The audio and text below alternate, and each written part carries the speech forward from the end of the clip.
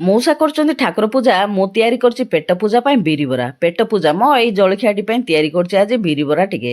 ଠିକ୍ ସେତିକିବେଳୁ ସାହୁବାବୁ ପଳେଇ ଆସିଲେ ପାଉଁଜି ଧରିକି। ତାଙ୍କର ଟିକେ ପାଉଁଜି ଦେଖାଦେଖି କଲୁ। ତିତିଲିର ପାଉଁଜି ଛିଣ୍ଡି ଯାଇଛି, ତା ପାଇଁ ଟିକେ ପାଉଁଜି କିଣା ହେବ, ସେଥିପାଇଁ ଦେଖାଦେଖି କରିକି ପାଉଁଜି ଟିକେ କିଣା ହେଲା। ତାପରେ ଆସିଗଲି ରୋଷେଇ ଘରକୁ। ଭାତ ଡାଲି ବସେଇଥିଲି। ଭାତ ଡାଲି ହେଲା ପରେ ଆଳୁ ପୋଟଳ ଭଜା ଭଜି କରି ମସଲା ବାଟି ତରକାରୀଟି ବସେଇଦେଲି।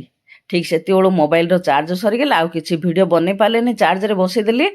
ଖା ପିଅ କରି ରେଷ୍ଟ ନେଲୁ। ଉଠିଲା ପରେ ଚାର୍ଜ ତ ହେଇଯାଇଥିଲା, ଫେର ଆଉ ଥରେ ଭିଡ଼ିଓ ଆରମ୍ଭ କଲି। କଫି ଟିକେ ବନେଇ ଦେଇକି ଧରିକି ବସି ପଡ଼ିଲି ଫାଉଣ୍ଟେନ୍ ପାଖରେ।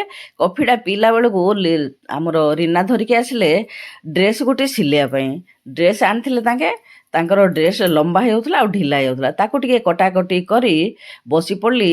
ତାଙ୍କୁ ଟିକେ ସିଲେଇକି ଦେଇଦେଲି ଡ୍ରେସ୍ଟି। ତାପରେ ରାତି ପାଇଁ ତିଆରି କଲି ଚକୁଳି ପିଠା, ଆଉ ସକାଳର ଅଛି ପୋଟଳ ତରକାରୀ। ଆଶା କରୁଛି ଭିଡ଼ିଓଟି ଭଲ ଲାଗିଲେ ଚ୍ୟାନେଲକୁ ସବସ୍କ୍ରାଇବ୍ କରିବେ।